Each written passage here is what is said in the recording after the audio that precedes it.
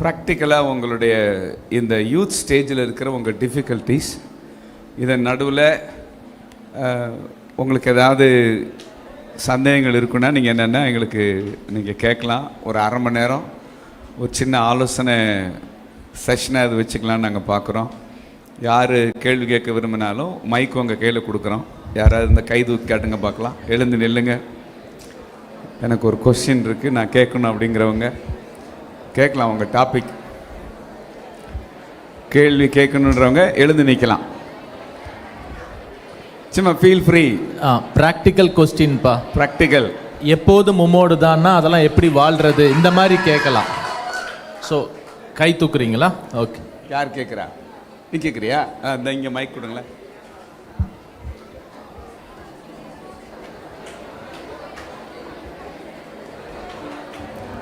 அடுத்த ஆள் ரெடியாக இருந்துக்கங்க.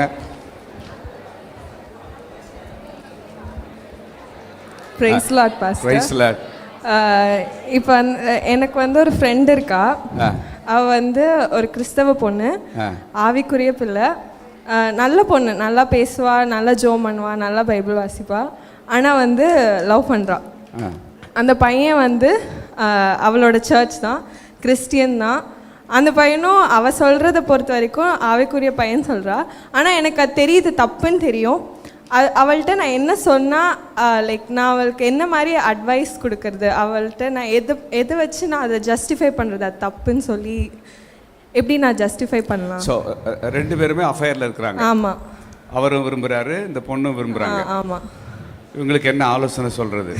அப்பா அம்மா ஆலோசனைன்னு இல்லை, அவள் என்கிட்ட நிறைய விஷயம் சொல்லுவா. நான் அவள்கிட்ட சொல்லிட்டேன், இந்த மாதிரி விட்டுரு, ஒன்று என்கிட்ட அதை சொல்லாத, இல்லைனா நீ அதை விட்டுட்டு என்கிட்ட வா, அதை பற்றி என்கிட்ட பேசாதன்னு நான் அவள்கிட்ட சொல்கிறேன். ஸோ அது எப்படி ஒன்று நான் அவள்கிட்ட நான் எப்படி என்கிட்ட இதை ஸ்ட்ராங்காக கன்வே பண்ணாத அப்படின்னு நான் சொல்லி நான் வெளியே வந்துடுறது நல்லதா, எல்லாம் என்ன பண்ணலாம், ஆஸ் அ ஃப்ரெண்டாக ஹெல்ப் பண்ண முடியுமா அப்படின்னு? ஏன் அஃபேரை என்கரேஜ் பண்ணுறதில்ல அப்படின்னா, போன முறை ஏன் காதலிக்கக்கூடாது அப்படிங்கிற ஒரு செய்தி கூட யூடியூப்பில் இருக்குது. யூத்து கொடுக்குற ஆலோசனை தான் அது. அப்போ மனுஷனுடைய விலா எலும்பில் இருந்து தான் மனுஷன் என்ன செஞ்சார்னா உருவாக்குனார்.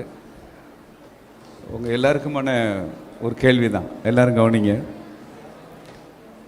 அப்போ மனைவினா யாருன்னா ஆதாமுடைய விலா எலும்புலேருந்து வந்தவங்க, ரிப்பவங்க.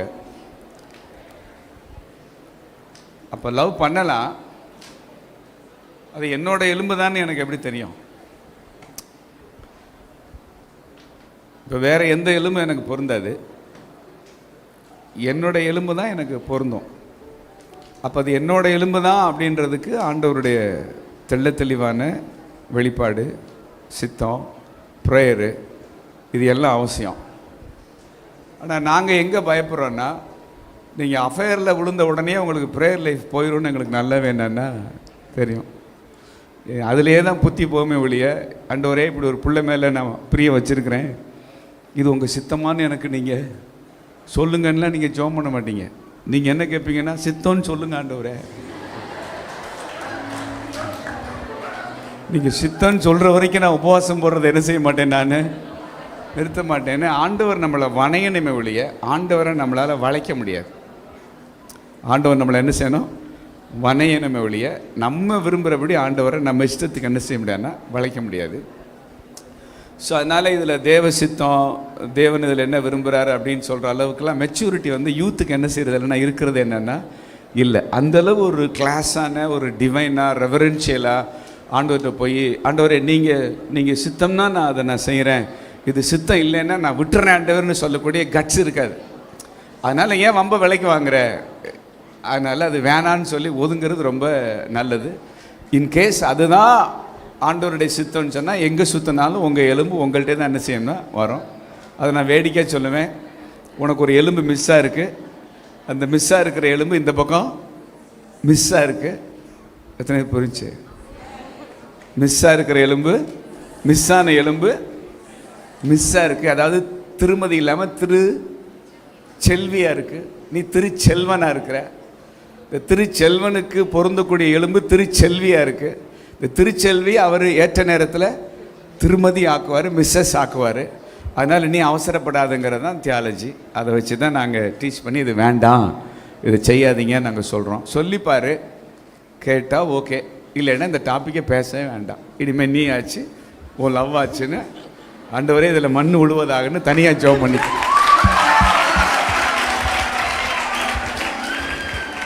நான் என்ன வச்சுருக்கிறேன் அப்படின்னா, இந்த அஃபேரில் இருக்கிறவங்களுக்கு ஆலோசனை சொல்கிறப்ப அவங்களுக்கு மைண்டில் என்ன செய்ய மாட்டேங்குதுன்னா, ஏற மாட்டேங்குது. பித்தம் பிடிச்சி போயிருக்கிறதுனால நாங்கள் பண்ணுற ஒரே ஒரு ஜெபம் என்னன்னா, ஆண்டவரே 2 பேருக்கு இடையில் இருக்கிற பாஷையை தாறுமாறாக்குங்க. அதாவது சண்டை வருவதாக, 2 பேருக்கு இடையில சண்டை வருவதாக அப்படின்னு சொல்லி சண்டை போட்டுட்டு 2 சீ அப்படின்னு இதை அதை விட்டுட்டு போயிடணும், அது இதை விட்டுட்டு என்ன செய்யணும் போயிடும். இது நடந்துச்சு போன கேம்பில். இந்த மாதிரி தான் நாங்கள் லவ் நாசமாக போவதாக அப்படி இப்படின்னு சொல்லிகிட்டு இருந்தப்ப இங்கே ஒரு பொண்ணு வந்திருக்கிறான். அவர் சாட்சி சொன்னா, நீங்கள் காலையில் தான் சாவு விட்டீங்க, நைட்டே நாசமாக போயிடுச்சு அப்படின்ட்டா.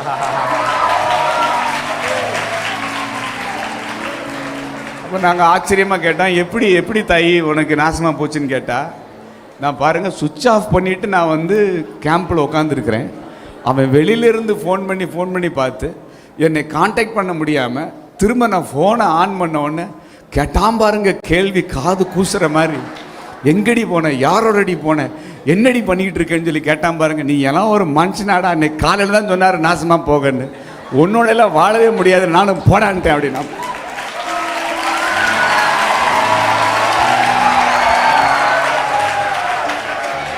ஸோ நான் லவ் பண்ணுறவங்களுக்கு ஆண்டவர் என்ன ஆலோசனை சொன்னாலும் ஏற மாட்டேங்குது. ஏன்னா விஷம் ஏறி போச்சு தலைக்கு.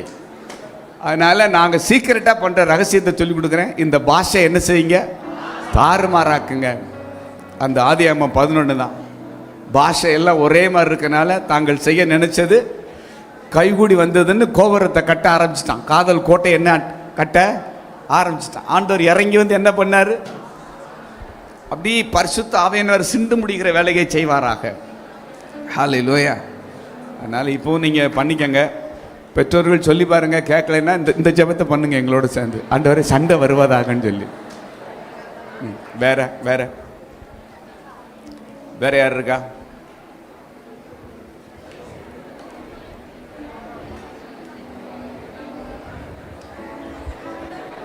ஓகே, சோத்ரம் சார். சோத்ரம்பா. ஊழியம் செய்யறதுக்கு பைபிள் காலேஜ் கண்டிப்பா போகணுமா? போகாம ஊழியம் செய்ய முடியாதா? தாராளமாக செய்யலாமே. செய்யலாம். உங்களுடைய தனிப்பட்ட வாஞ்சை தான்.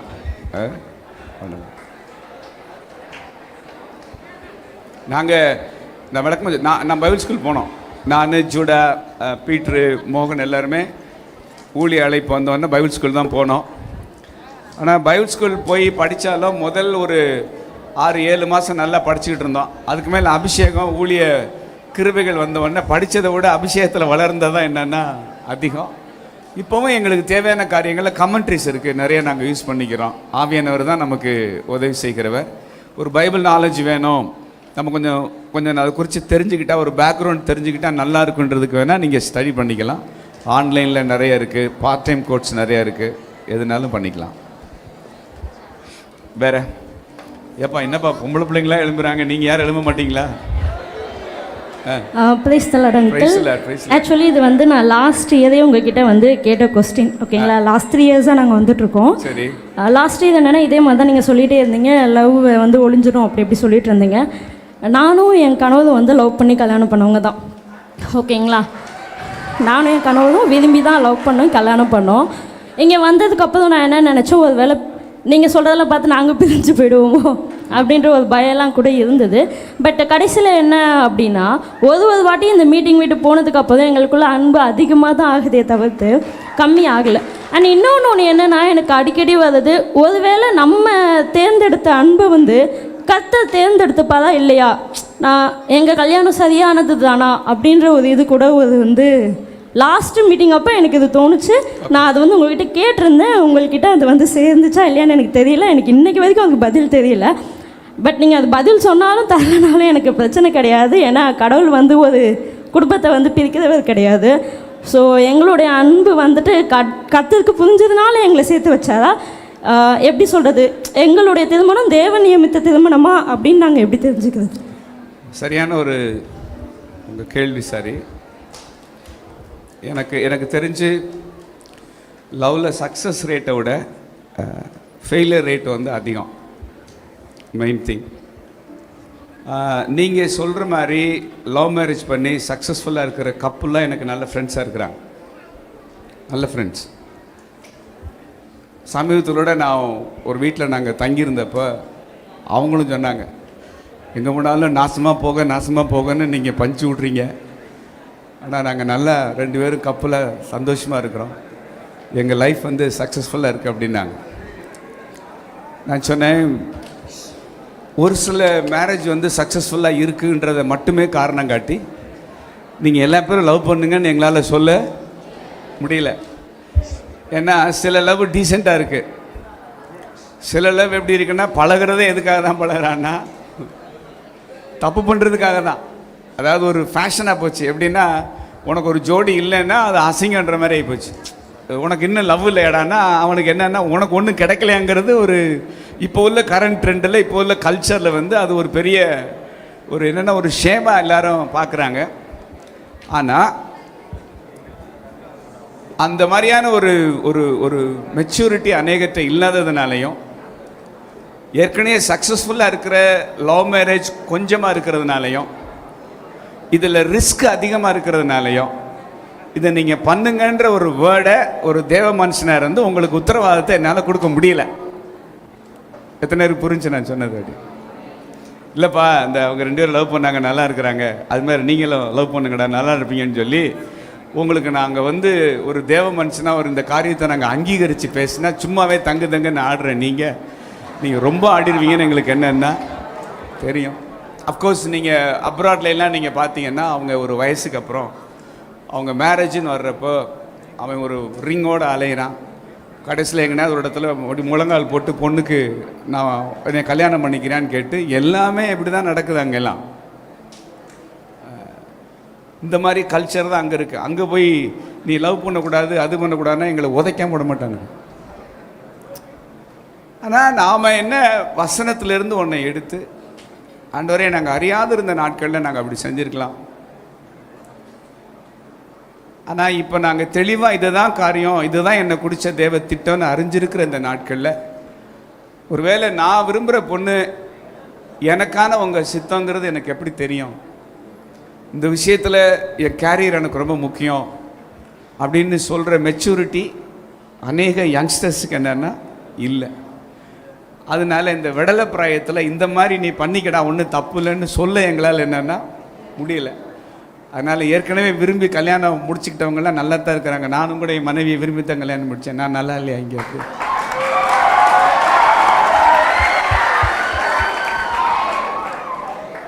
அதனால் நாங்கள் விரும்பணும் நீங்களும் விரும்புங்கடான்னு சொல்ல முடியுமா? என்னால் சொல்ல மாட்டேன்ல.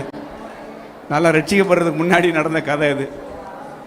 அதனால் சால்வேஷனுக்குள்ளே வரல. எங்களுக்கெல்லாம் மேரேஜ் முடிஞ்சு ஒரு 6 மாதம் கழித்து தான் எங்களுக்கு என்னோட சால்வேஷனே இருந்தது 30வது வயசில்.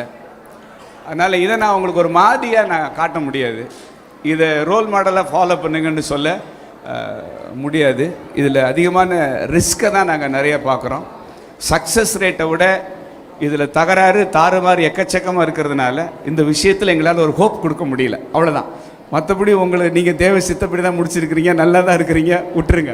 நீங்கள் விரும்பினதே தேவ சித்தம், நீங்கள் விரும்பினதே தேவ சித்தம். அப்படி அமையுது. சிலருடைய லைஃப்பில் பெக்குலியராக ரேராக அந்த மாதிரி அமையுது. எல்லாருக்கும் அப்படி அமையிறது என்னென்னா இல்லை. ஆனால் அப்படி அமைகிறத காரணமாக காட்டி நீங்கள் பண்ணுங்கப்பா தப்பு இல்லைன்னு நாங்கள் சொல்ல தைரியம் இல்லை எங்களுக்கு. என்ன ரொம்ப விலை கொடுத்து நீங்கள் வாங்கிடக்கூடாதுங்கிறனால ரிஸ்க்கு அப்படின்னு சொல்லி சொல்கிறோம். ஓகேவா? ரைட். வேற இந்த இங்கே ஜெயராஜ் ஃப்ரண்ட்டில்.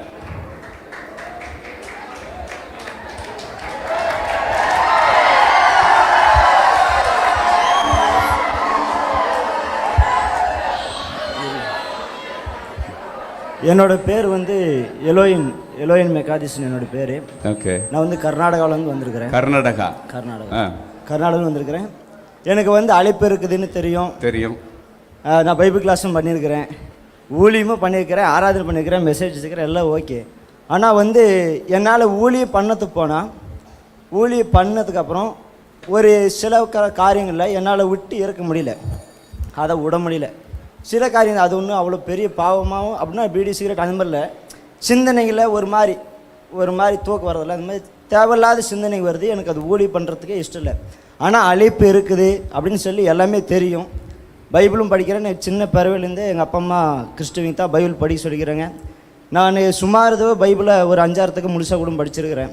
ஆனால் இந்த ஜனவரியிலேருந்து கிறிஸ்மஸ் ஊழியம் பண்ணிட்டு இருந்தேன். ஐசிஆர்எம் சிட்டி சர்ச்சின்னு போட்டால் கூட யூடியூப்பில் ஆராதனை வர்ஷிப் பண்ணுறது, மெசேஜ் வைக்கிறதெல்லாம் வரும். அந்த ஜனவரி கிறிஸ்மஸ் அப்போ முடிச்சுட்டு திருப்பி வீட்டுக்கு வந்தேன். திருப்பி நான் ஊழியத்துக்கும் போகல, பைபிளும் படிக்கலை, ஜெபம் பண்ணியிருக்கிறேன், பைபிள் படிக்கிறேன். அப்புறம் சர்ச்சில் பாட்டு பாட சொன்னால் காணி பாட்டு பாடுவேன், வர்ஷிப் பண்ணும்போது பாட்டு பாடினா அவ்வளோ தான். ஆனால் ஊழியம் பண்ணுறதுக்கு எனக்கு விருப்பம் இல்லை. ஆனால் ஊழியம் பண்ணியே தான் ஆகணும்னு சொல்லி ஆண்டவர் பேசுகிறாரு. அது என்ன பண்ணுறதுன்னு எனக்கு தெரியல. நான் என்ன பண்ணிட்டோம், ஊழியம் பண்ணிருங்க அப்படின்னு தான் நீங்கள் சொல்லுவீங்கன்னு தெரியுது. அதை நான் எப்படி தவிர்க்கிறது அப்படின்னு சொல்லி எனக்கு தெரியும். தான் என்ன வருதுன்னா, எகிப்திலிருந்து இஸ்ரவேல் ஜனத்தை வெளியில் கொண்டு வர்றதுக்கு கிருபை தானே மெயினாக. எதனால் வெளியே வந்தாங்க? அவங்களா வெளியே வந்தாங்களா, கர்த்தர் வெளியே கொண்டு வந்தாரா? கர்த்தர் வெளியே கொண்டு வந்தார். அப்போ எகிப்திலிருந்து வெளியில் வந்ததுக்கு காரணம் ஆண்டவருடைய கிருபை. ஆனால் வனாந்தரத்தில் வந்த உடனே வெள்ளரிக்காய் நினப்பு, கொம்பட்டிக்காய் நினப்பு, வெங்காயம் நினப்பு, வெள்ளைப்பூண்டு நினப்பு வந்துச்சா? இந்த நினப்பை வெளியே துரத்துறதுக்கு ஆண்டவர் ஏதாவது அற்புதம் செஞ்சாரா? சரி, இல்லை கவனிச்சிங்களா? புரியுதா? நீங்கள் வெளியில் வந்ததுக்கு காரணம் என்னது? கிருபை. ஆனால் எனக்குள்ளே இருக்கிற உலகத்தை வெளியே துரத்துறதுக்கு ஆண்டவர் எந்த அற்புதமும் செய்யவே மாட்டார். அதுக்கு ஒரே வழி நம்ம அர்ப்பணிக்கிறது மட்டும்தான். அர்ப்பணிக்கிறதுன்னு வர்றப்போ உங்களுக்கு விருப்பம் இருக்குது, விருப்பம் இல்லை, ஆண்டவரே எனக்கு நீங்கள் உதவி செய்யுங்கன்னு சொல்லி நாம் அர்ப்பணிக்கிற பொழுது, அதாவது நீங்கள் வந்து இனிஷியேட் பண்ணால் ஆண்டவர் இக்னைட் பண்ணுவார். புரியுதா? இனிஷியேட்னா நீங்கள் முதல் ஸ்டெப் வச்சிங்கன்னா இன்ஜின் ஆண்டவர் ஸ்டார்ட் பண்ணுவார். புரியுதா? அப்போ இந்த ஃபர்ஸ்ட் ஸ்டெப் எப்போவுமே யார் தான் வைக்கணும்னா நான் வைக்கிறப்ப அந்த ஊழியம் செய்கிறதுக்கான விருப்பம், அந்த வாஞ்சை. சில நேரங்களில் இந்த மாதிரியான வறட்சி எல்லாருடைய லைஃப்லையும் என்னென்னா பைபிள் வாசிக்கவே விருப்பம் இருக்காது, அதுக்கான ஒரு வாஞ்சே இருக்காது. ஆனால் அதை நடுவுலையும் துதித்து போராடி உங்கள் மேலே இருக்கிற அழைப்பு நிஜங்கிறதுனால, அந்த ஊற்று உங்களுக்குள்ளே சுரந்துக்கிட்டு இருக்கிறதுனால இப்போது உங்களுக்கு தேவை அற்புதம் இல்லை, நீங்கள் அர்ப்பணிக்கணும், வேறு ஒன்றும் இல்லை. அர்ப்பணிக்கணும் என்ன அர்த்தம்? நேரம் எடுத்து உறவாடணும். எனக்கு பிடிச்சிருக்கோ பிடிக்கலையோ, சில நேரங்களில் நம்ம தனியாக உறவாட முடியலன்னா தேவ பிள்ளைங்களோட சேர்ந்து நம்ம உறவாடுறப்போ அந்த ஃபயர் நம்மளையும் பற்றிக்கிறோம். அதனால் நீங்கள் லோன்லியாக இருக்காமல் ஊழியரோடு சேர்ந்து இருந்துங்க, அல்லது சர்ச் இருக்கிற டீமோடு சேர்ந்து நம்ம இருக்கிறப்போ நமக்கு நிறைய பலன் வரும். அப்படி தான் நீங்கள் உங்களை இப்போ ஃபாதரே எடுத்துக்கிங்கன்னா, தனி ஜெபம் ஓடலைன்னா யாரை கூப்பிடுவாங்கன்னா எங்களை தான் கூப்பிடுவாங்க. ஒன்றும் ஓடலை, ஜெபம் ஓடலை, நீங்கள் வாங்கடான்னு கூப்பிடுவாங்க. நாங்கள் 5-6 பேர் சேர்ந்து உட்காந்து ஜெபம் பண்ணுறப்போ அவங்களுக்கு பலனாக இருக்கும், அப்படி செயலாயிருவாங்க. அப்போ இது லோன்லேயே அவங்களால ஃபைட் பண்ண முடியாத பட்சத்தில் லைக் மைண்டடாக நல்ல உற்சாகமாக அதாவது எரியிற கட்டையில் கொண்டு போய் எரியாத கட்டையை போட்டு அதுவும் பற்றிக்கிறதுல அந்த மாதிரி நீங்கள் என்ன செய்யணும்னா எரியிற குரூப்பில் உங்களை தூக்கி போட்டிங்கன்னு சொன்னால் ஆட்டோமேட்டிக்காக அந்த ஃபயரை கேட்ச் பண்ணிக்கலாம். ஒன்ஸ் கேட்ச் பண்ணிட்டீங்கன்னா உங்களுக்கு பிரச்சனை இல்லை. அப்போ ஒன்று தேவனோட இரு, தேவனோடு இருக்க முடியலைன்னா தேவன் தந்த உறவுகளோடு இரு. தேவனோடு இருந்தாலும் ஃபயர் தான், தேவன் தந்த உறவுகளோடு இருந்தாலும் ஃபயர் தான். எப்படியும் நமக்கு ஃபயர் தான் வேணும், வேற யாரோ ஒருத்தர்.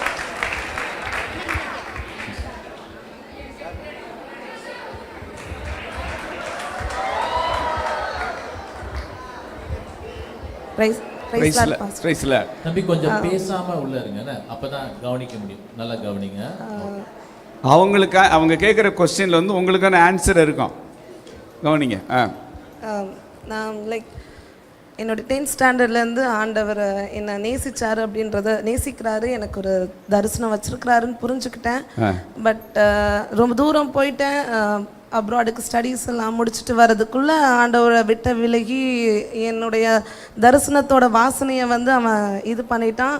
நான் திரும்பி வந்ததுக்கு அப்புறம் வந்து மறுபடியும் ஆண்டவர் குடுகைக்கு கூட்டிகிட்டு வந்து எல்லாமே ஸ்பூன் ஃபீட் பண்ணி என்னை வந்து கூட்டிகிட்டு வந்துட்டார். லைக் இந்த இளையகுமாரன் கதை மாதிரி தான்.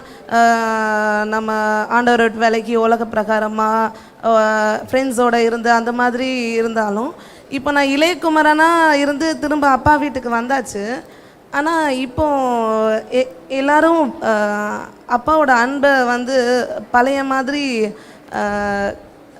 அது கேட்க முடியல. லைக் நீங்கள் எது கொடுத்தாலும் ஓகே அப்படின்ற ஸ்டேட்டில் இருக்கேன். ஏன்னா இதையே நான் எதிர்பார்க்கல. எனக்கு வந்து இது கொடுத்ததே பெரிய விஷயம் அப்படின்ற ஒரு ஸ்டேட்டில் இருக்கும்போது இப்போ சில டைம் ஆசை வரும் இல்லையா, நான் அப்போ இருந்த மாதிரி இருக்கணும் அப்பா அப்படின்னு அவர்கிட்ட உரிமையாக அந்த இது கேட்க முடியல.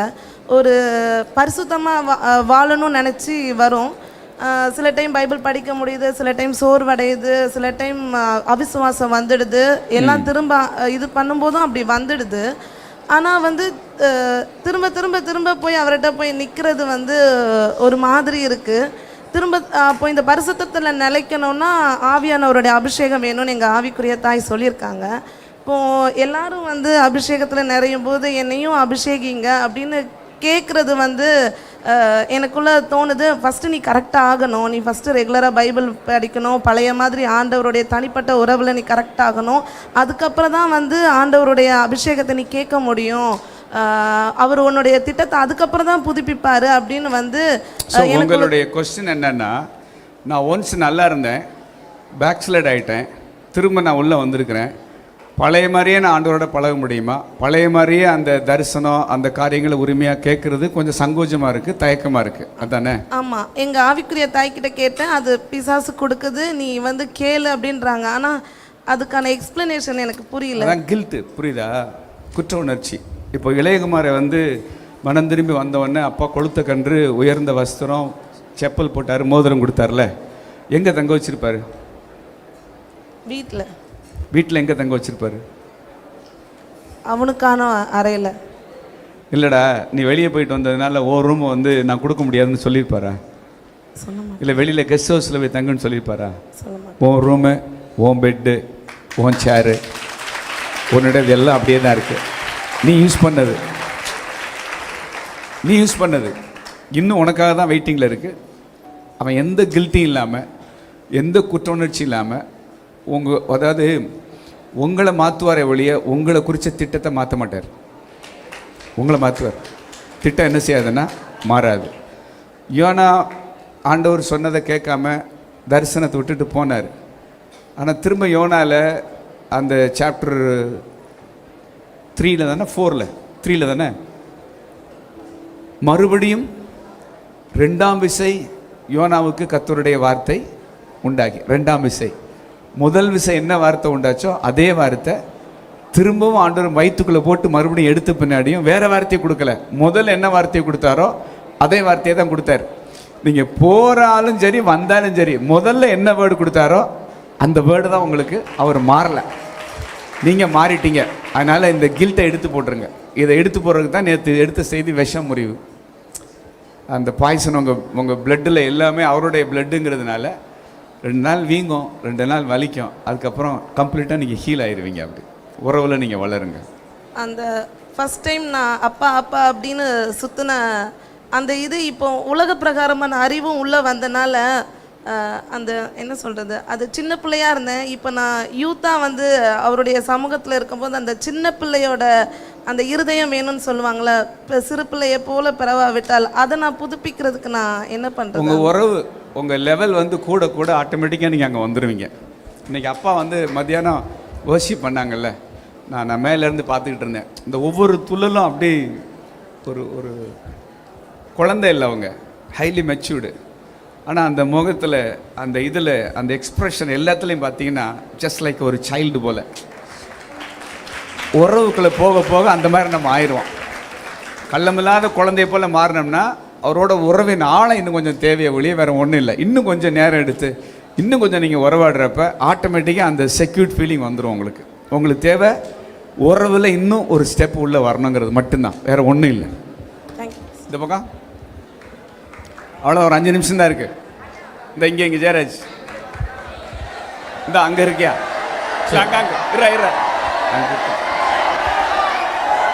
வரிசைப்படி ஆர்டர் மாறிடாதப்பா, பஞ்சாயத்து ஆயிரும் அப்புறம்.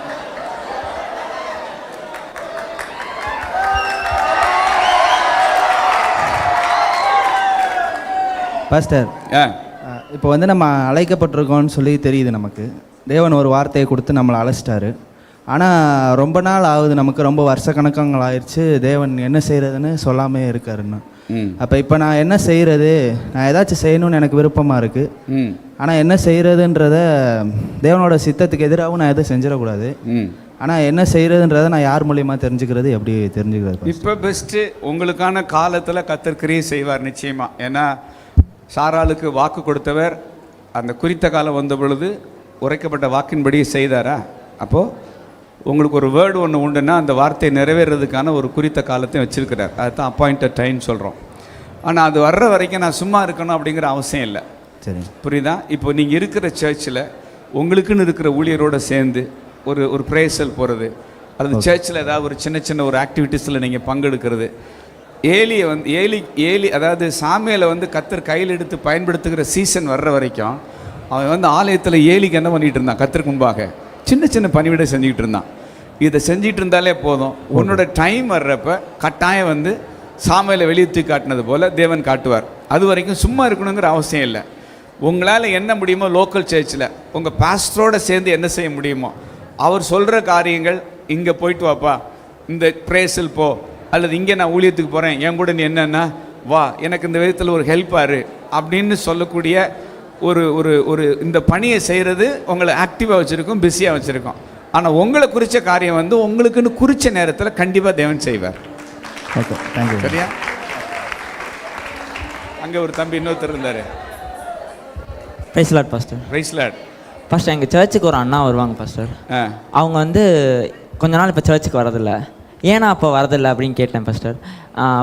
அதுக்கு சொன்னாங்க, பாஸ்டர் சொல்கிற வார்த்தையெல்லாம் கேட்குறதுக்கு நல்லா தான் இருக்குது, ஆனால் வாழ்க்கையில் வந்து எதுவுமே செயல்பாட்டில் வந்து நடக்க மாட்டேங்குது. அவங்க வந்து ஒரு நம்பிக்கையே இல்லாமல் இருக்காங்க பாஸ்டர். அவங்களுக்கு எப்படி பாஸ்டர் நான் ஒரு நம்பிக்கை தருது? அவங்கள திருப்பி சர்ச்சுக்கு கொண்டு வரது எப்படி பாஸ்டர்? அதாவது ஆவி என்னது? உற்சாகம் உள்ளது, மாம்சம் பலவீனம் உள்ளது. அப்போ மாம்சம் பலவீனம் உள்ளதுன்னா அதை மேற்கொள்றதுக்கு என்ன செய்ய சொல்லியிருக்கிறாரு? வார்த்தை. நீங்கள் சோதனைக்கு உட்படாதபடிக்கு விழித்திருந்து ஜெபம் பண்ணுங்கள். நல்லா கொண்டீங்க. வேர்டு கேட்குறதுக்கு நல்லா இருக்கும், வேர்டு கேட்குறதுக்கு நல்லா இருக்கும். ஆனால் அது நடைமுறை வாழ்க்கையில் ஒர்க் அவுட் ஆகணும்னா உங்கள் பாடிக்கு என்ன தேவைன்னா ப்ரேயர் தேவை, ஸ்பிரிட்டுக்கு சீடு தேவை, ஸ்பிரிட்டுக்கு வசனம் தேவை. ஆனால் பாடிக்கு என்ன தேவை?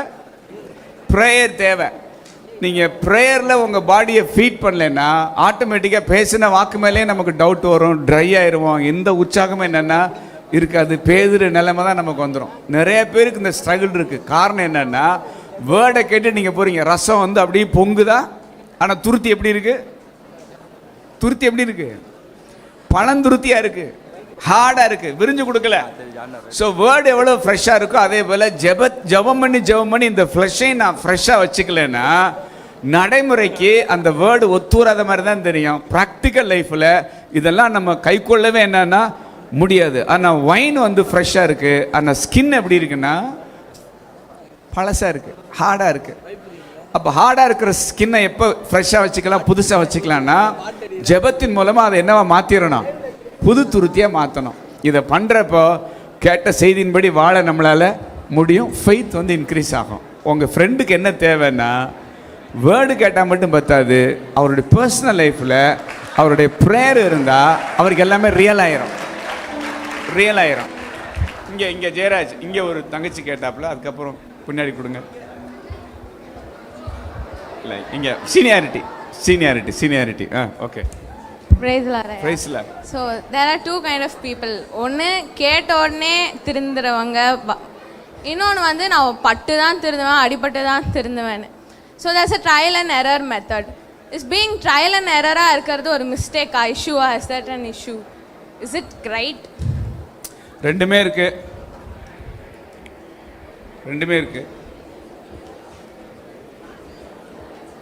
அவங்க என்ன கேட்குறாங்கன்னா, தப்பு பண்ணாமல் எடுத்தோடனே சேனலில் வந்துடுறதும் இருக்குது, ஆனால் அடிபட்டு நொந்து நூலாகி அதுக்கப்புறம் ஒரு பாடத்தை கற்றுக்கிட்டு வர்றதும் இருக்குது. டைரெக்டாக வர்றது நல்லதா, பாடத்தை கற்றுக்கிட்டு வர்றது நல்லதா அப்படின்னு கற்றுட்டு வர்றது தப்பா? தப்பு இல்லை. சிலர் வந்து அப்படி நடத்துகிறாரு. பேதுரு வந்து முதல்ல சொன்னார், சோதனைக்கு உட்படாதபடி விழித்திருந்து என்ன பண்ணு, ஜெபம் பண்ணுன்னு சொன்னார். ஆனால் அந்த வேர்டை கேட்காததுனால பேதுரு ஒரு பெரிய லெசனை கற்றுக்கிட்டாரா? ஒன்று பிளெஸ்ஸிங்கே இல்லைன்னா என்னென்னா லெசன்.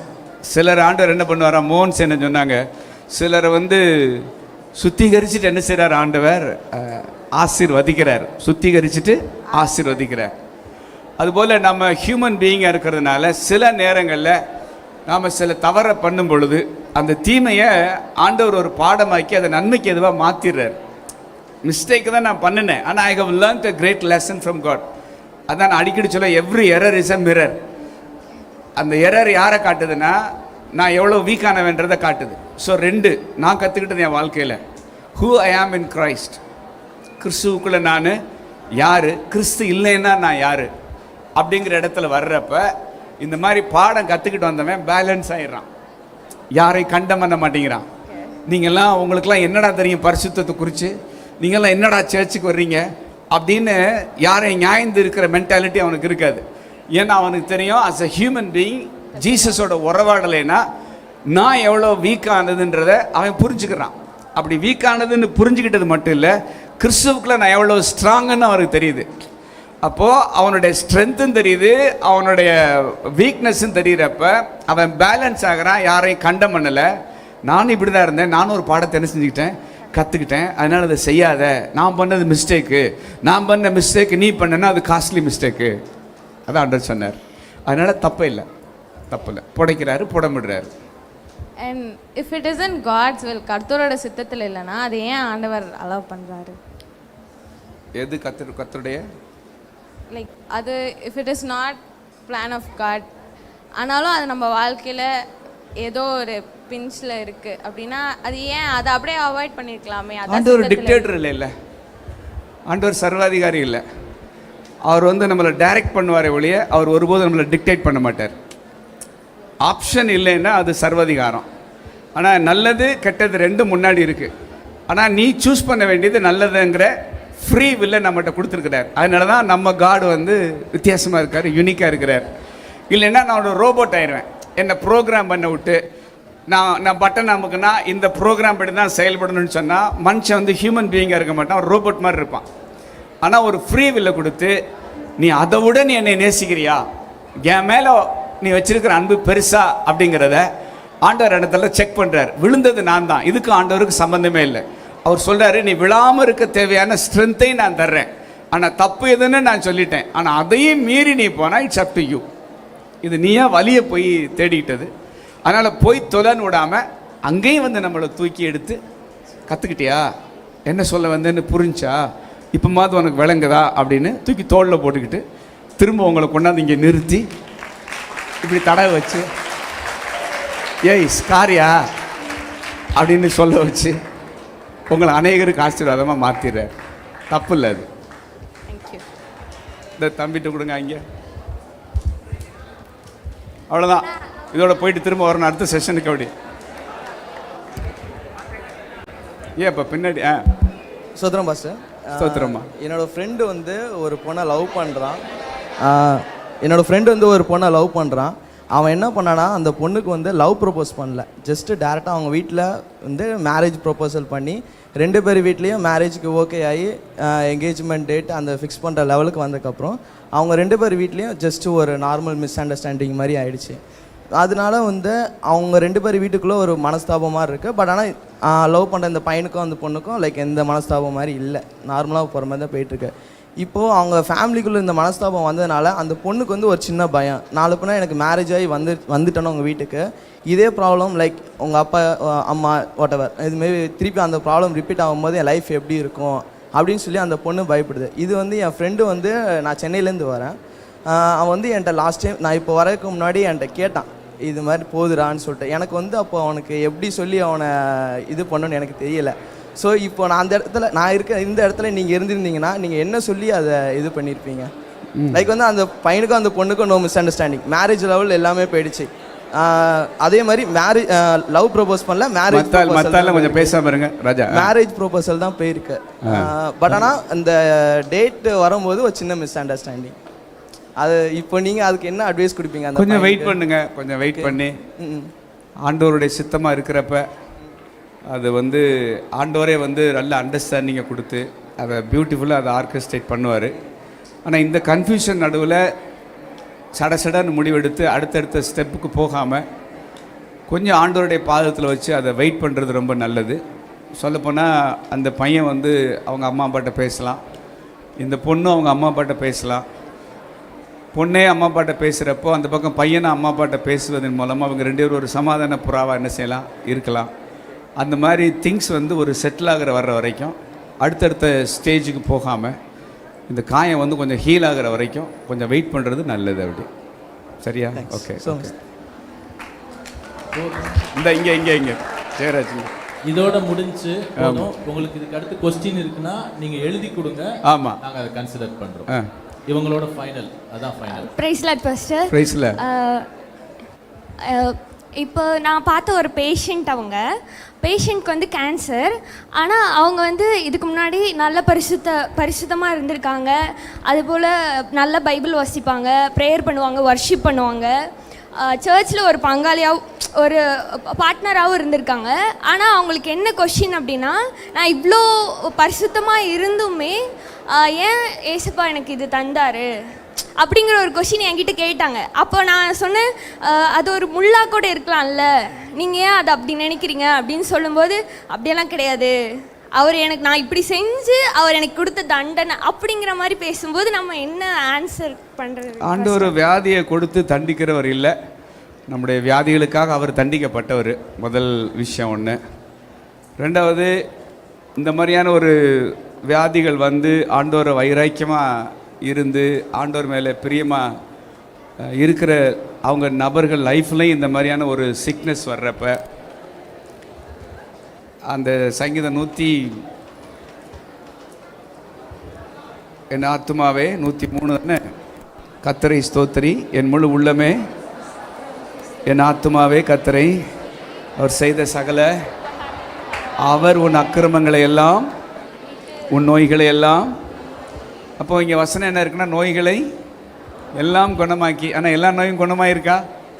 நல்ல பரிசுத்தவான்கள் எல்லாருமே வந்து கேன்சரில் மறிச்சிருக்கிறாங்க, அல்லது சில வியாதியில் மறித்து போயிருக்கிறாங்க. ஸோ என் வியாதி சுகமாகலைனாலும் அவர் வந்து ராஃபா தான், சுகமாக்குனா தான். அதாவது வியாதி சுகமாகிறதுனால அவர் யெகோவா ராஃபா இல்லை, அவர் யெகோவா ராஃபாங்கிறதுனால தான் என் வியாதி என்ன செய்யுதுன்னா சுகமாகுது. ஸோ சில கேஸில் வந்து சுகமாகலை. இப்படி தான் மில்லர்னு ஒருத்தர் இருந்தார், அவர் ஒரு பாஸ்டர். அவருக்கு த்ரோட்டில் வந்து பயங்கரமான ஒரு இன்ஃபெக்ஷன் ஆகி அவர் ப்ரீச் பண்ண முடியாத அளவுக்கு எத்தனை டாக்டர்ஸ் இதான் 200 டாக்டர்ஸ் 55 ஸ்பெஷலிஸ்ட்டை போய் பார்த்தோம், த்ரோட் வந்து க்ளீன் ஆகலை, ஓப்பன் ஆகலை. அவர் என்ன பண்ணார், ஷெப்பர்டுனா வாய்ஸ் தான் முக்கியம், வாய்ஸ் போச்சுன்னு சொல்லிவிட்டு அவர் கம்ப்ளீட்டாக அவர் பாஸ்டர் பண்ணுறதை விட்டுட்டு இன்னொருத்தட்ட பொறுப்பை கொடுத்துட்டு, ஏன்னா நான் வாய்ஸே இல்லை, நான் எப்படி நான் ப்ரீச் பண்ணுறது, ஆடுகளுக்கு ஒரு சத்தம் வேணும்ல, மேய்ப்பனுடைய சத்தம். அதனால் அவர் எல்லாத்தையுமே வேணான்னு சொல்லிவிட்டு சிம்பிளாக இன்னொரு சர்ச்சில் போய் அட்டன் பண்ண போயிட்டார். ஆனால் அந்த மாதிரி இன்னொரு பகுதியில் போய் அவர் சர்ச் அட்டன் பண்ணப்போ வந்தது யாருன்னு அவங்க தெரிஞ்சுக்கிட்டு, நீங்கள் இந்த சோன்ஸு பாஸ்டர் தானே, நீங்கள் ஏன் எங்களுக்கு ஒரு சின்ன பைபிள் ஸ்டடிங்கன்னு கேட்டிருக்காங்க. அவர் சொல்லியிருக்கிறாரு, எனக்கு வந்து த்ரோட்டு சுத்தமாக போச்சு, என்னால் பேச முடியாது, அதனால் நான் இப்போ அந்த மினிஸ்ட்ரி பண்ணலைன்னு இருக்கிறேன். அப்போ அவங்க சொல்லியிருக்கிறாங்க, உங்கள் அனாயிண்டிங் என்னென்னு எங்களுக்கு தெரியும், அதனால் மைக்கை நாங்கள் ரொம்ப கிட்டத்தில் வைக்கிற மாதிரி மைக்ரோஃபோன் அட்ஜஸ்ட் பண்ணுறோம், ஒரு ஹஸ்கி வாய்ஸில் நீங்கள் பேசலாம் அப்படின்னு சொன்ன உடனே அவர் இந்த வசனத்தை பேசி உன் நோய்களை எல்லாம் குணமாக்கின்னு இருக்கு. அப்போ ஆண்டவர் நோய்களை எல்லாம் என்ன செய்கிறது இல்லைன்னா குணமாக்குறது இல்லை. அப்படின்னா எனக்கு குணமாயிருக்கணும்ல. ஆனால் ஒன்று மட்டும் புரிஞ்சுக்கங்க, அடுத்த வசனம் உன் பிராணனே அழிவுக்கு விலக்கி மீட்டு.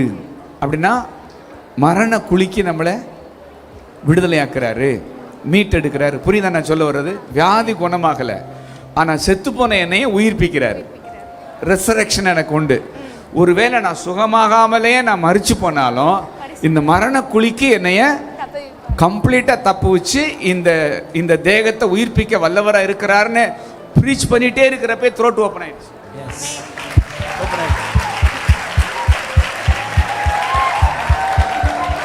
இன்றைக்கும் நீங்கள் மில்லருடைய டெஸ்டிமனியை யூடியூப்பில் போய் பாருங்கள், அந்த ஆடியோ இருக்குது.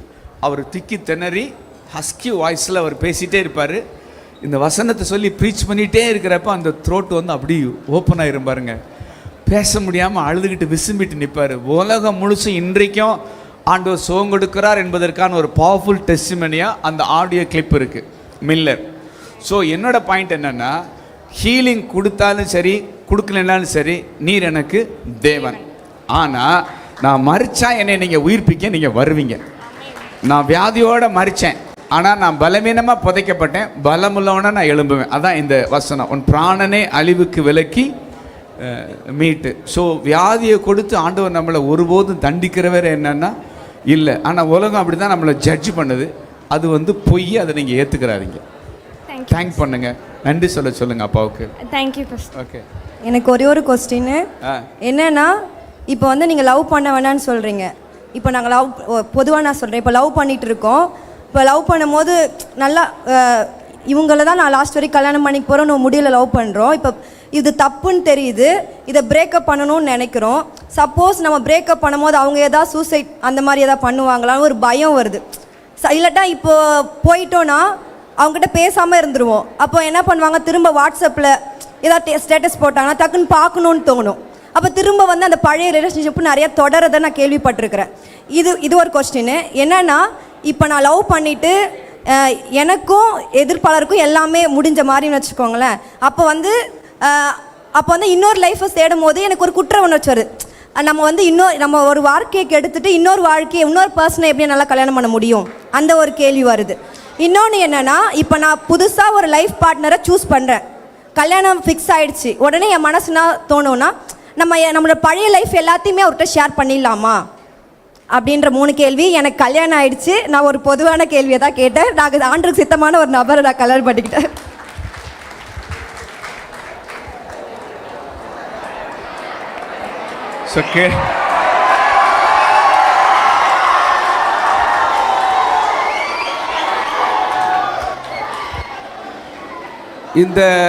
இந்த விஷயத்தில் பொண்ணுங்களுக்கு இருக்கிற யோக்கியம் பசங்களுக்கு இருக்கிறது இல்லை.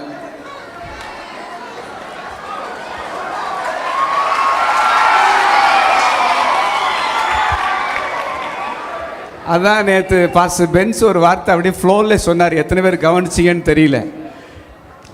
நீ தான் முதல்ல பொசுங்கிறாள், நீ கிட்டத்தில் காட்டினாலே பொசுக்குன்னு உருகிறது நீ தான், முதல்ல பாதிக்கப்படுறது நீ தான்,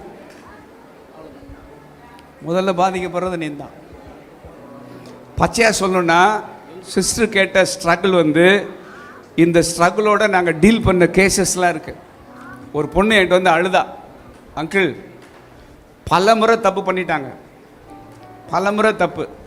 அவள் சென்சிட்டிவாக சின்சியராக வந்து என்னோடய பாடியை இன்னொருத்தருக்கு என்னால் என்ன செய்ய முடியாது, காட்ட முடியாது. என்னோட கேள்வி என்னென்னா, கல்யாணத்துக்கு முன்னாடி நீ ஏன் காட்டின? கல்யாணம் முடிஞ்ச பின்னாடி காட்ட வேண்டியதை கல்யாணத்துக்கு பின்னாடி காட்ட வேண்டியதை கல்யாணத்துக்கு முன்னாடி ஏன் காட்டின? காட்டலாமா? அப்படி காட்டினா பார்க்கலாமா? இதில் யோக்கியமே இல்லை. ஆண்டவர் இருந்திருந்தா, ஆண்டவருடைய சமூகத்தில் இருந்திருந்தா இந்த தப்பு என்ன செஞ்சிருக்காது. அப்போ எந்த சமூகத்தில் இந்த தப்பு நடந்துச்சு? வெளிச்சத்தில் இருந்திருந்தா தப்பு நடந்திருக்குமா? ஒருத்தன் சரியான காட்டில் மாட்டிட்டானா, ராத்திரி நேரத்தில்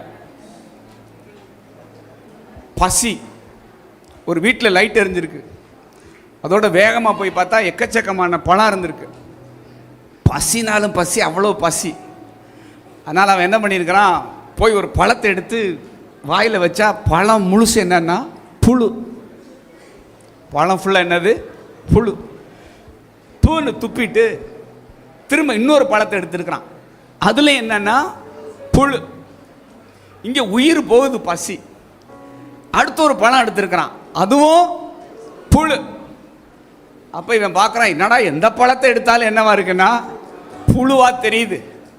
அப்போ ஏன் கண்ணுக்கு பழத்தில் இருக்கிற புழு தெரியுதுன்னா, வீட்டில் ஒரு வெளிச்சம் என்ன செய்யுதுன்னா எரியுது.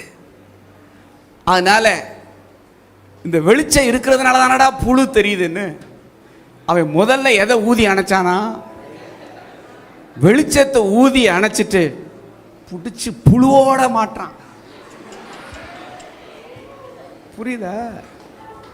நீ கல்யாணத்துக்கு முன்னாடி கல்யாணத்துக்கு பின்னாடி நடக்கிற காரியம் ஏன் கல்யாணத்துக்கு முன்னாடி நடந்துச்சுன்னா அங்கே தேவ பிரசன்னமே இல்லை. அங்கே சாட்சியாக நின்னது பிசாசு. இந்த சம்பவத்தை கூட்டி வச்சது யாரு? பிசாசு. அவன் யோக்கியனா இருந்திருப்பான்னா அல்லது நீ யோக்கியமா இருந்திருப்பேன்னா, டேய் இது தப்பு, இது நம்ம செய்ய கூடாது அப்படிங்கிற ஒரு எண்ணம் வந்திருக்குமா வந்திருக்காதா? இந்த மனச்சாட்சியை உள்ள ஆவியானவர் இருந்திருந்தா கொடுத்துருப்பாரா கொடுத்துருக்க மாட்டாரா? அப்போ நான் என்ன பண்ணுறேன், தேவ சமூகத்தில் ஒரு தேவ மனுஷங்க நடுவில் நின்று தேவன் இணைச்சி வைக்கிற காரியத்துக்கு அவர் சாட்சியாக நிற்கிறாரு. உன்னுடைய வயதின் மனைவி, உடன்படிக்கையின் மனைவிக்கு அவர் யாரா நிற்கிறாரு? ஏன்னா அந்த மேரேஜ் எங்கே நடந்துச்சு? அவருடைய சந்நிதியில், அவருடைய சமூகத்தில் நடந்த காரியத்துக்கு அவர் யாரா இருக்கிறாரு? ஆனால் இது எங்கே நடந்துச்சு எனக்கு தெரியுமா? பைக்கில் கூட்டிகிட்டு போகிறேன். பைக்கில் கூட்டிகிட்டு போய் ரோட்டில் போகிறப்பயே கருவக்காட்டில் வச்சு தப்பு பண்ணுறான். டீல் பண்ண கேஸ் நான் சொல்கிறேன், டீல் பண்ண கேஸ் நான் சொல்கிறேன். பைக்கில் கூட்டிகிட்டு போகிறேன், லாட்ஜில் வச்சு தப்பு பண்ணுறேன். எப்படி அந்த தைரியம் வந்துச்சு? ஒரு டீனேஜ் கேர்ளோட, ஒரு காலேஜ் படிக்கிற பிள்ளைங்க. நீங்கள் எனக்கு புரியல, லாட்ஜில் எப்படி ரூம் கொடுக்குறான்னு என்ன செய்யலைன்னா புரியல. முகத்தை மறைச்சிக்கிட்டு எல்லாம் பண்ணிட்டு. அப்போ இங்கே என்ன வருதுன்னா, நீங்கள் ஆண்டவர் சமூகத்தில் இந்த செயலை செய்யலை. யாருக்கு காட்டணுமோ அவங்களுக்கு காண்பிக்க வேண்டிய பாடியை யாருக்கு காட்டக்கூடாதோ அவங்கள்ட்ட காட்டினது நீ பண்ண தப்பு. இதில் என்ன பெரிய யோக்கியம்? நான் ஒருத்தருக்கு காட்டிட்டேன், அவரை மறக்க முடியலன்னா நீ காட்ட வேண்டியவனுக்கு காட்டலை.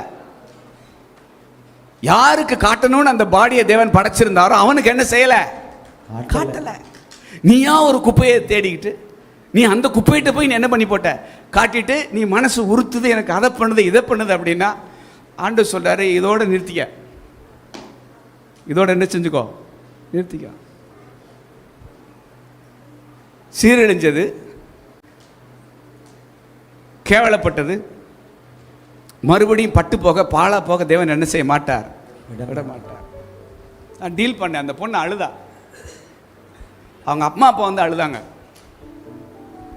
அந்த பையன் தான் ரட்சிப்புகளே நடத்தியிருக்கான். கடைசியில் ஒன்றுமே இல்லை, மாம்பாட்டில் ஒரு பிள்ளைய கல்யாணம் பண்ணிட்டு போயிட்டான். கடைசியில் இந்த பொண்ணு காத்திருந்துச்சு, அவனும் மேரேஜ் பண்ணிட்டு போயிட்டான். வேறு வழி இல்லாமல் இந்த பொண்ணு எங்கே இருக்காங்கன்னு தெரில, ஆனால் கண்டிப்பாக மேரேஜ் ஆயிருந்திருக்கும்.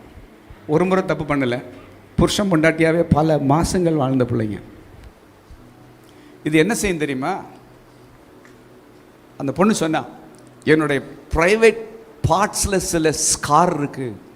அவ சொன்னது ஸ்கார் இருக்கு. அந்த ஸ்கார் எனக்கு சில விஷயங்களை ஞாபகப்படுத்துது, எனக்கு கஷ்டமாக இருக்குது. இது வாழ்நாள் வலி தங்கம், சாகுற வர உன்னை விடாது. இந்த விஷம் முறியணும்னா ஒன்றே ஒன்று காஸ்பல் தான். சுவிசேஷம் மட்டும்தான் இது என்ன செய்யும்? முறிக்கும். ப்ராக்டிக்கலாக நீங்கள் போகிறப்ப, கல்யாணத்துக்கு முன்னாடி இந்த செயலை செஞ்ச பின்னாடி அவன் கல்யாணத்துக்கு பின்னாடி எப்படி ட்ரஸ்ட் ஒருத்தி என்ன செய்வான்? இருப்பான். ஆக்சுவலாக நீங்கள் உங்கள் அம்மா அப்பாவுக்கு உண்மையாக இருந்திருக்கணும். யாருக்கு உண்மையாக இருந்திருக்கணும்? கையை பிடிச்சி கொடுக்குற நேரம் வர்ற வரைக்கும், ஆண்டவரே நான் வெயிட் பண்ணுறேன், என்னுடைய மனுஷனுக்காக, என்னுடைய மனுஷிக்காக நான் என்ன செய்கிறேன், நான் வெயிட் பண்ணுறேன்னு சொல்லி நாம் காத்திருக்காமல் விட்டது என்னுடைய மிஸ்டேக்கு. இது நான் பண்ண பிளண்டர் மிஸ்டேக்கு. அதுதான் வேணும்னு சொல்லி நீங்கள் அடம் பண்ணி நீங்கள் போகிற பொழுது அதில் ஒரு தெய்வீக கவரிங் இருக்குமாங்கன்னு என்னால் கேரண்டி கொடுக்க என்னென்னா முடியாது. இந்த விஷயத்தில் வந்து யோக்கியமாக வந்து நிறையா பேர் இல்லை. அதனால் இதுதான் நீ கட்டிக்கிறணும் வச்சுக்கிறணும் அப்படின்னு சொல்லி தைரியமாக உங்களுக்கு உத்தரவாதத்தை கொடுக்க எங்களால் என்னென்னா முடியலை. இன்னொரு கேள்வி என்ன கேட்டிங்க? அதில் மூணாவது, சூசைட் பண்ணிக்கிறேன்னு சொல்கிறாங்க. நீங்கள் இங்கே எல்லாத்தையும் உங்களை சார்ஜ் பண்ணி நீங்கள் கனெக்ஷனை கட் பண்ணாமல் நீங்கள் வீட்டில் போய் எல்லா பொருத்தனையும் எடுத்து எல்லாம் ஒப்பு கொடுத்து எல்லாம் சரியாகி அங்கேருந்து ஒரு வாட்ஸ்அப் கால் தான் வருது அல்லது ஒரு மெசேஜ் வருது, ஒரே ஒரு முறை சாட் பண்ணிவிட்டு நம்ம ஃபுல் ஸ்டாப் வச்சிடலான்னு நீங்கள் ஓப்பன் பண்ணாலும் போச்சு, திரும்ப மறுபடியும் எங்கேருந்து முதல்ல இருந்து ஆரம்பிக்கிற மாதிரி ஆயிரும். வஸ்திரம் வேகாமல் மடியில் எவனும் எதை கட்ட முடியாது. அதான் நான் இங்கே சொல்லுவோம், பொருத்தனை எடுத்தேன்னா நான் கடைசியாக ஒரு ஃபோனை போட்டு சொல்லிட்டு வைக்கிறேன்னு கூட செஞ்சிடாத. நான் வாலிப பையனாக இருக்கிறப்ப பெர்க்மன்ஸ் அப்பாவோட நிறைய இடத்துக்கு மீட்டிங் போனேன். அப்போ போகிறப்ப திடீர்னு அங்கே வீட்டில் ஒரு தம்பி இருந்தார். அப்போ என் நம்பர் கேட்டார். அப்போ தான் செல்ஃபோன் வந்த புதுசு. அப்போ தம்பி நம்பர் கேட்குறாருன்னு கொடுத்துட்டு வந்துட்டேன். ஒரு மாதம் வசன மெசேஜாக வந்துச்சு. ஒரு மாதம் கழித்த பிறகு இன்னொரு மெசேஜ் வருது, ஹெச்ஐவின்னு வருது. என்னடா ஹெச்ஐவின்னா ஹியூமன் இம்யூனோ வைரஸ்ன்னு கேள்விப்பட்டிருக்கிறோமே அப்படின்னு. ஆனால் ஹெச்ஐவி போட்டு அதுக்கு அப்ரிவேஷன் வருது, honey in vain, that's why you're so ஸ்வீட்டுன்னு வந்துச்சு. அதை நான் அண்ணங்கிட்ட சொல்லிட்டேன், அண்ணே இந்த மாதிரி ஒரு லவ் மெசேஜ் வந்தால் 20 மெசேஜ் பல்காக வந்துக்குது. அப்புறம் நான் அண்ணங்கிட்ட போய், அண்ணே இந்த மாதிரி இந்த இடத்துலேருந்து மெசேஜ் வருது அப்படின்னு உடனே அண்ணன் எனக்கு சொன்ன ஆலோசனை என்னென்னா, அங்கேருந்து 1000 மெசேஜ் வரலாம், ஆனால் இங்கேருந்து ஒரு ரூட் கூட நீங்கள் கொடுக்காதீங்க, அதை நீங்கள் அப்படியே ரிப்ளை பண்ணாமல் விட்டுருங்கன்ட்டாங்க. நாங்கள் அப்படியே ஆண்டவர் கிருபையில் வாலிப நாட்டில் மோகன் அண்ணன், பீட்டர் அண்ணன் நாங்கள்லாம் இருக்கிறப்ப அண்ணன் அக்கா சொன்னது எல்லாமே அப்படியே நாங்கள் ஃபாலோ பண்ணிட்டு வந்தோம். அந்த ஃபோன் ஒரு நேரம் நான் மதுரை போகிறப்ப திடீர்னு அந்த ஃபோனை வந்து பிக் பேக் அடிச்சுட்டு போயிட்டாங்க. ஐயோ ஆசையாக அம்மா வாங்கி கொடுத்த ஃபோன் இப்படி போயிடுச்சே அப்படின்னு. ஒரு மாதம் ஆச்சு இன்னொரு ஃபோன் வர்றதுக்கு.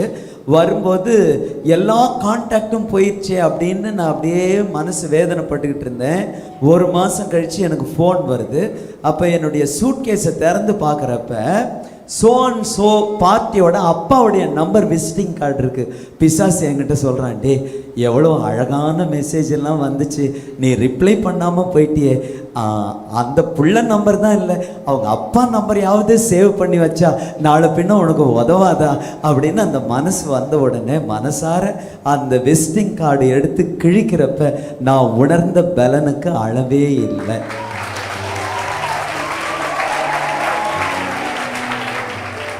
நீங்கள் ஹாய், என்னது ஹாய், இங்கேருந்து பதிலுக்கு ஹாய் முடிஞ்சு வச்சு, அவ்வளோதான்.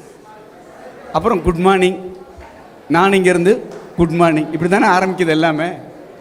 இந்த 7:30 தேவையாது. அடுத்து ஃபைனலாக முக்கியமான ஒரு காரியம் அவங்க கேட்டாங்க. அதனால் ஸ்டார்ட் பண்ணிடுறாங்க. இங்கே ஃபுல் ஸ்டாப், இங்கே கமா போட்டுறாதீங்க வெளியில் போய், புரியுதா? இல்லை பாவம் அந்த புள்ள மூஞ்சியை பார்த்து ஒரு நேரம் நேருக்கு நேரம் சொல்லிட்டு வந்துடு, மூஞ்சியை பார்த்தீங்கன்னா தான் நீ அவுட் ஆயிடுவிய, க்ளீன் போல்ட் ஆயிடுவிய. அதனால தான் பார்க்காதேன்னு சொல்கிறோம் நாங்கள். வெட்டு 1 2. அடுத்து அவங்க கடைசியாக கேட்டது, சூசைட் பண்ணிக்கிறாங்களோ? சில பேர் சூசைட் பண்ணிக்கிட்டான். இப்போ ஒரு கேஸ் டீல் பண்ணிகிட்டு இருக்கோம். அவங்க வீட்டிலேருந்து புலம்புறாங்க. அன்பு செஞ்ச பையன் என்ன பண்ணிக்கிட்டான்னா செத்து போயிட்டான். நல்லா ஆராதிச்ச புள்ள, ஆண்டவரை வர்ஷிப் பண்ணி ஊழியம் செஞ்ச பிள்ளை. அம்மா அப்பா அலையன்ஸு சொல்லிகிட்டு இருக்கிறாங்க, அதுக்கு லிசன் பண்ணலை, அதுக்கு சப்மிசிவாக இல்லை. அவங்க இது வேண்டாம் வேண்டான்னு சொல்லி கேட்காம இதுதான் முக்கியம்னு ஃபிக்ஸ் பண்ண மாப்பிள்ளைய கூட வேண்டான்னு சொல்லி இந்த அஃபேர்லேயே போய் கடைசியில் இது நடக்காதுன்னு தெரிஞ்சோன்னா அந்த பையன் செத்து போயிட்டான். தட்டில் பண்ணி செத்து போயிட்டான். இப்போ பயங்கர ட்ராமாவில் இருக்குது அந்த பிள்ளை, ஷாக்கில் இருக்குது. இந்த பையன் இறந்து போனதுக்கு நீங்கள் அப்பா அம்மா நீங்கள் தான் காரணம், நான் தான் காரணம்னு அது ஏகப்பட்ட நொண்டிச்சாக்கு. நான் சொல்கிறேன், அவன் தற்கொலை பண்ணதுக்கு ஆண்டவர் காரணமா பிசாசு காரணமா? ஆண்டவர் சாகடிப்பாரா யாரையாவது? இப்போ சாகடிச்சது யாரு? அப்போ இதுக்கு நான் எப்படி பழியாக முடியும்? புரியுதா உங்களுக்கு? இது வந்து ஒரு எமோஷன். உங்களை பொறுத்த வரைக்கும் கண்டிப்பாக அந்த எமோஷன் ஒரு ட்ராமா வந்து உள்ள என்னதான் இருக்குதா என்னன்னா, சரி இந்த ஆழத்துக்குள்ளே நீங்கள் ஏப்பா போகிறீங்கன்னு நாங்கள் சொல்கிறோம். அதுக்கு முதல்ல ஆசையை வளர்க்காமல் இருக்கிறப்ப வேண்டாம், எங்கள் வீட்டில் வந்து இது பிடிக்கலன்னு சொல்லிட்டாங்க அப்படின்னு நீ இடம் கொடுக்காமல் இருந்திருப்பேன்னா உனக்காக சாகிற வரைக்கும் அவன் போயிருக்க மாட்டான்ல. ஒருத்தன் நமக்காக சாகிற வரைக்கும் போகிறான்னா நம்ம கொடுத்த இடம் அப்படி, நம்ம கொடுத்த ஹோப் அப்படி, நாம் அவன் மேலே வச்ச பிரியம் அப்படி. அதனால் அப்படி அவன் மறிச்சு போனான் அப்படின்னா அதுக்கு ஆண்டவரே நான் ஜெபம் பண்ணுறேன், என்னை நீங்கள் அந்த கில்ட்டி ஃபீலிங்லேருந்து என்னை வெளியே கொண்டு வாங்க, இந்த குற்ற உணர்ச்சியிலேருந்து நீங்கள் வெளியே தூக்கிட்டு வாங்கன்னு சொல்லி ஆண்டவர்கிட்ட போய் ஹீல் ஆகிறது மட்டும்தான் நம்ம செய்ய வேண்டிய ஒரே ஒரு காரியம். அவன் செத்ததுக்கு காரணம் ஆண்டவர் இல்லை. திருடன் திருடவும் கொல்லவும் அழிக்கவும் வருகிறானே அன்றி வேற எதற்கும் வர, நானும் அவைகளுக்கு ஜீவன் உண்டாயிருக்கவும் அவைகளுக்கு பரிபூரணப்படவும் வந்தேன். அதனால் இதெல்லாம் பயங்கரமான கில்ட்டி ஃபீலிங்கு, பெரிய மென்டல் ட்ராமா, இது பயங்கரமான புதகுழி. இப்படிலாம் சிக்கல் இருக்குங்கிறதுனால தான் நீங்கள் உள்ளே போகாதீங்கன்னு சொல்லி அடிச்சுக்கிறது. இவ்வளவு கன்றாவி இருக்குன்னு தெரிஞ்சதுனால தான் நாங்கள் சொல்கிறோம். ஸ்மூத்தாக செயலாகி வெளியில் வர்றதுன்றது அவ்வளவு ஈஸி என்னன்னா இல்லை. எக்கச்சக்கமான ரிஸ்க் இருக்குது, எக்கச்சக்கமான பொல்லாங்கு இருக்குது, எக்கச்சக்கமான ட்ரிக் இருக்குது, எக்கச்சக்கமான மாய்மாலை இருக்குது, வஞ்சனை இருக்குது. இதில் போய் நீ என்ன செய்யாத, மாட்டிக்கிறாத. கர்த்தர் உனக்குன்னு வச்சிருந்தா, உனக்குன்னு வச்சிருக்கிறத சரியாக அந்த நேரத்தில் கொண்டு என்ன செய்வார், வருவார். ஆமென். எல்லாரும் எழுந்து நின்று தேங்க்யூ ஜீசஸ், உமக்கு நன்றி அப்பா. ஆண்டவரே, இந்த செஷனில் உங்கள் பிள்ளைங்களுடைய கேள்விகளுக்கு ஆண்டவரே நீங்கள் எங்களுக்கு தந்த ஞானத்தின்படி நாங்கள் கொடுத்த இந்த ஆலோசனைகள் எல்லாம் மனசில் நிற்கட்டும். கிருபையின் தேவனே, இந்த வாலிப வயசில் எவ்வளவு சிக்கல்கள், எவ்வளவு சங்கடங்கள், எவ்வளவு ஏமாற்றங்கள், எவ்வளவு வஞ்சனைகளப்பா சுற்றி இந்த போதை, இந்த காதல், இந்த கஞ்சா, ஆண்டவரே இந்த அடிக்ஷன்னால இந்த இளம் தலைமுறைகளை சத்துரு வேட்டையாடுறான். வெளிச்சம்தான் எங்களை பாதுகாக்குது. வெளிச்சம்தான் பழத்தில் இருக்கிற புழுவை எங்களுக்கு காட்டி அதை அருவருப்புன்னு காட்டுறது வெளிச்சம்தான். இந்த தலைமுறைக்கு இருக்கிற ஒரே பாதுகாப்பு இவங்க மனசுக்குள்ள பிரகாசிக்கிற வெளிச்சமா நீங்க இருக்கிறதாப்பா. கர்த்தர் தான் எங்க பாதைக்கு தீபம். அந்த தீபமா இருந்து நீங்க நடத்துங்க. இந்த தீபத்தை அணைச்சிட்டு தான் பிசாசு தப்பு செய்ய வைக்கிறான். நடக்கிற தப்புக்கு அவன் சாட்சியா இருக்கிறானே ஒழிய நடந்த அயோக்கியத்தனத்துக்கு நீங்க சாட்சியா இல்லை ஆண்டவரே. இது உங்களால வந்த காரியமே அல்ல. விடல பிராயத்தில் விழுந்து இதிலிருந்து மீண்டு வர முடியாம குற்ற உணர்ச்சியில் அதிர்ச்சியில் கிடக்கிற பிள்ளைகளுக்கு நீங்க தான் பரிகாரி. நீங்க தான் இந்த கில்ட்ல இருந்து அவங்களை வெளியில கொண்டு வந்து ஆண்டவரே இந்த தவறை மற்றவங்களும் செய்யாத விதத்தில் அதையே ஒரு ஊழியமாக்கி, அதையே ஒரு பாரமாக்கி, என் வாழ்க்கையில் நடந்த இந்த தவறு மற்றவங்க வாழ்க்கையில் நடக்கக்கூடாது. இதுபோல ஃபெயிலியர் ஆகி தற்கொலை பண்ற பிள்ளைங்க இனிமே சாகாத விதத்தில் அவங்களுக்கு நான் ஒரு ஊழியத்தை செய்வேன். என்ன மாதிரி தப்பு செஞ்சு கல்யாணத்துக்கு முன்னாடியே தேவையில்லாத நபரோட படுத்து எந்திரிச்சு மனசுல இருக்கிற வலியோட, காயங்களோட, ஆத்மால இருக்கிற புண்ணோட நான் போராடுறது போல மற்றவங்களும் போராடக்கூடாதுன்னு சொல்லி அந்த மாதிரி பாதையில போகிற பிள்ளைங்களை தடுத்து நிறுத்துகிற ஒரு ஊழியக்காரியா, ஒரு ஊழியக்காரனா நான் எழும்புவேங்கிற ஒரு பிரதிஷ்டையை, ஒரு வைராக்கியத்தை, ஒரு அர்ப்பணத்தை. கெட்டது நானு, ஆனா நான் அநேகரை மீட்டெடுக்கிறேன். அவருடைய கிருபையின் பாத்திரம். இந்த தப்பை செய்யாதீங்க, இந்த தப்பை செய்யாதீங்க, நான் மாற்றினது போல சிக்கல்ல நீங்க மாட்டாதீங்கன்னு நான் ஸ்காரை தடவிக்கிட்டு பிரகாசிக்கிற உங்க ஸ்டார்னு ஏற்கனவே எங்களோட நீங்க பேசிட்டீங்க ஆண்டவரே. இதை மனசுல வச்சு பிள்ளைங்க ஓட நீங்க கிருபை செய்யுங்க. எங்களை தாழ்த்தி அர்ப்பணிக்கிறோம். இயேசுவின் நாமத்தில் ஜெபித்து ஜெயம் எடுக்கிறோம் நல்ல பிதாவே. ஆமென், ஆமென், ஆமென்.